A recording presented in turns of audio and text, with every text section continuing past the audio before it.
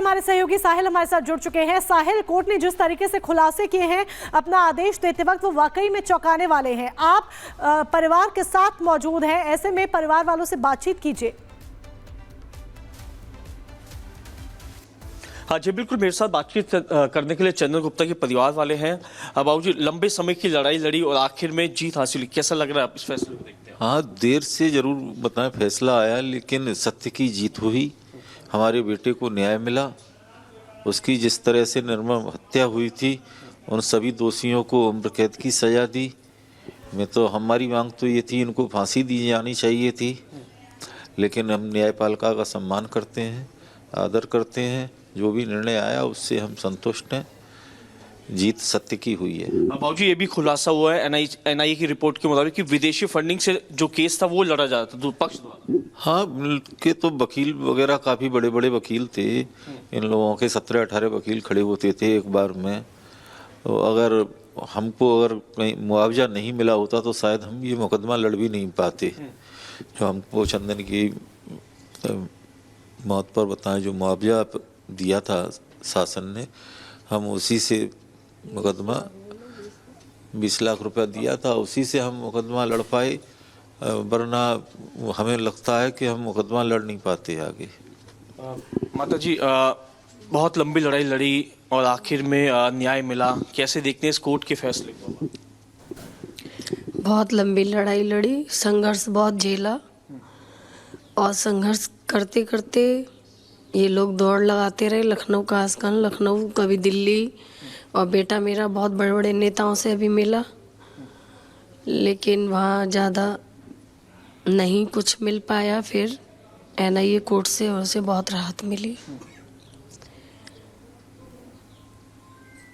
कितना मुश्किल था इन दिनों की केस लड़ रहे हैं, कितना दबाव बनता था, कुछ ऐसा? दबाव क्या, डर भी लगता था कि इन लोगों के पास इतना पैसा है, हम गरीब आदमी हैं, और हम तो चंद थोड़े से पैसों के वकील ही कर पाते थे। वकीलों ने हमारी हेल्प की, और सरकारी वकील थे हमारे पास 2। अभी भी डर है कुछ? हाँ, डर है कि ये लोग कहीं कुछ उत्पाद न करें हमारे साथ, हमारे बच्चों के साथ। किस बात का डर है और कौन लोग हैं जो ऐसा आप कर सकते हैं? ऐसा है, उन लोगों को जो उम्र कैद की सज़ा हुई है, तो इसलिए हमें डर है। बेटा हमारा चला गया एक, तो अब हमें अपनी सेफ्टी के लिए डर है, हमारी सेफ्टी होनी चाहिए।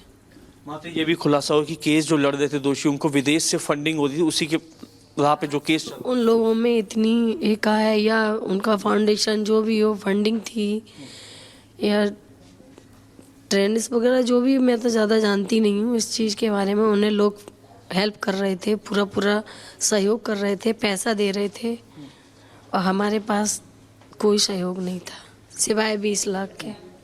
26 जनवरी के दिन क्या कह के निकला था चंदन गुप्ता की ऐसे तिरंगा यात्रा कि मम्मी तुम चिंता ना करो, ऐसा कोई भी मेरे साथ डर नहीं है। मैं कहती थी तो बाहर ज़्यादा घूमने लगा है अब 4-8 दिनों से, तो मुझे डर लगता था, ज़्यादा घर में नहीं बैठ पा रहा था वो।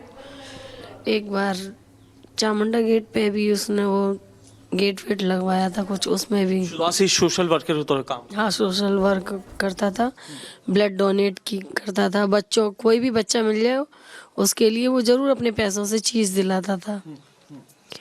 और तो शिवनाथ मंदिर पे भंडारा वगैरह हुआ था, तो जो भी साधु संत आए उनकी सेवा पूरी की उसने, और वहीं पूरी रात बिताई। पहला दिन था जो 23 जनवरी को उसने घर से बाहर बिताया। तो माता जी, हर साल तिरंगा यात्रा निकालता था, लीड 2-4 बार निकल चुकी थी। जब वो बड़ा हुआ तो 2-4 बार पहले से ये बाइक रैली निकाली गई थी, मुझे यहाँ तक याद है। ठीक है साहिल, आप चंदन के परिवार से बातचीत कर रहे हैं, उनकी मां से बात कर रहे हैं, और परिवार अपना दुख बयां कर रहा है, लेकिन जो इंसाफ मिला है उससे कहीं ना कहीं खुश भी है। आपका बहुत शुक्रिया साहिल हमारे साथ जुड़ने के लिए। फिलहाल